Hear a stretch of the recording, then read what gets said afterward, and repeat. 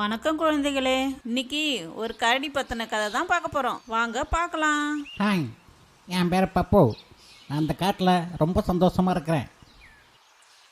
ஃப்ரெண்ட்ஸை பார்க்கலான்னு வந்தேன், ஆனால் இங்கே யாரையும் காணாமே. என்ன செய்யறது? என்னை கூப்பிடாமல் எங்கே போனாங்கன்னு தெரியலையே. எங்கே போயிருப்பாங்க? சரி, கொஞ்ச நேரம் ஓய்வெடுப்பேன் என்று சொல்லி மரத்தில் உட்கார்ந்தான். அங்கே யாருமே வரல.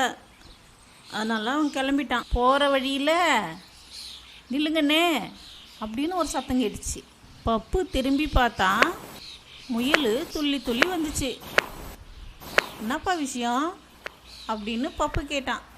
என்ன மாதிரி உங்களால் துள்ள முடியுமா அப்படின்னு முயல் கேட்டுச்சு. என்னால் முடியாதுப்பா, நான் கிளம்புறேன். இந்த விளையாட்டுக்கு நான் வரல. ஆள வர்றேன் சாமி, நான் கிளம்புறேன் அப்படின்னு சொல்லி பப்பு மீண்டும் நடக்க ஆரம்பித்தான். போகிற வழியில் ஒரு பட்டாம்பூச்சி பப்பு கையில் வந்து உட்காந்துச்சு. என்னடா இது நம்ம கையில் வந்து உட்காருது அப்படி சொல்லிக்கிட்டே பப்பு பட்டாம்பூச்சியை உத்து பார்த்தான். கொஞ்ச நேரத்தில் பட்டாம்பூச்சி பறந்து போயிடுச்சு. நடந்து நடந்து காலெல்லாம் நோகுது. கொஞ்ச நேரம் ஓய்வு எடுத்துட்டு போவோம்.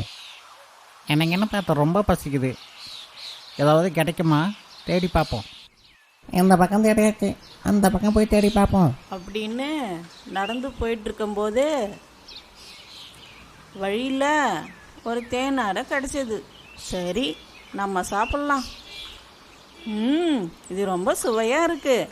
இந்த மாதிரி டெய்லி கிடைச்சா ரொம்ப நல்லாயிருக்கும் அப்படின்னு சொல்லிக்கிட்டு வீட்டுக்கு நடக்க ஆரம்பித்தான். அன்னைக்கு பூரா அதை பற்றினே சிந்தனை. மறுநாள் காலையில் பப்புக்கு பசிது. உணவு தேட ஆரம்பிச்சிருச்சு. எங்கே தேடியும் பப்புவுக்கு உணவே கிடைக்கல. அப்போ அவனுக்கு ஒரு ஐடியா தோணுச்சு.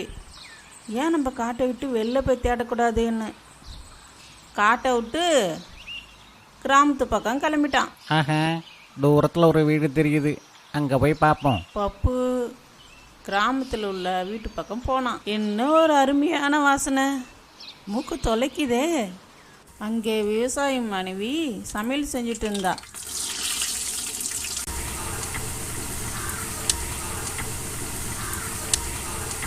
சமையல் வேலையெல்லாம் முடிச்சுட்டு வீட்டை பூட்டிட்டு வெளியில் கிளம்பிட்டா.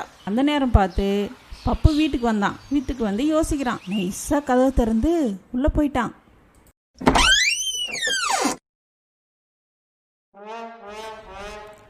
சாப்பாட்டை பார்த்த சந்தோஷத்தில் மலைச்சு நின்ட்டான். வாவ், இன்னைக்கு செம்ம வேட்டை. ஒரு பொடி பொடிக்க வேண்டியதான். என்னடா இது எவ்வளோ வெரைட்டியாக இருக்கு. எதை சாப்பிட்றதுன்னு தெரியலையே. கண்டேன் கண்டேன், இட்லியை நான் கண்டேன். இன்னைக்கு செம்ம வேட்டை.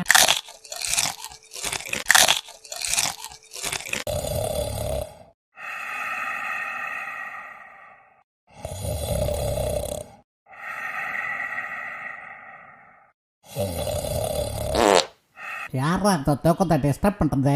ஓ, நான் தானா? விவசாயின் மனைவி வீட்டுக்கு வருகிறாள். என்னது, கை வச்சோடனே கதவு திறக்குது. யாருக்கு உள்ள? என்னடா இது, இட்லியெல்லாம் குறைஞ்சிருக்கு. யார் வந்திருக்கா உள்ள? குண்டு பையிலே, நீ தானே அது அப்படின்னு சொல்லி விவசாயின் மனைவி சிரித்தாள். அந்த நேரத்தில் பப்புக்கு ஒரு ஐடியா தோணுச்சு. அப்போ பப்பு இட்லி பானை எடுத்து தலையில் வச்சுக்கிட்டு நடக்க ஆரம்பிச்சிட்டான். சாப்பாடு கிடைச்ச சந்தோஷத்தில் பப்பு ஜாலியாக நடந்து போயிட்டுருக்கான். ஐயா, ஜாலி ஜாலி, ஒரு வாரத்துக்கு தேவையான சாப்பாடு கிடைச்சிடுச்சு. ஐயா, நான் சாப்பிட போனேன்னு சந்தோஷப்பட்டான். முகத்தில் ஒரே சிரிப்பு தான். ஹாய் ஃப்ரெண்ட், இப்போ நான் இட்லி சாப்பிட போகிறேன். உங்களுக்கு வேணுமா? இதை பார்க்கும்போது நாக்கில் எச்சு ஊறுது. எதை சாப்பிட்றதுன்னு ஒரே குழப்பமாக இருக்கு. எதை சாப்பிட்றதா இல்லை எதை சாப்பிட்றதா?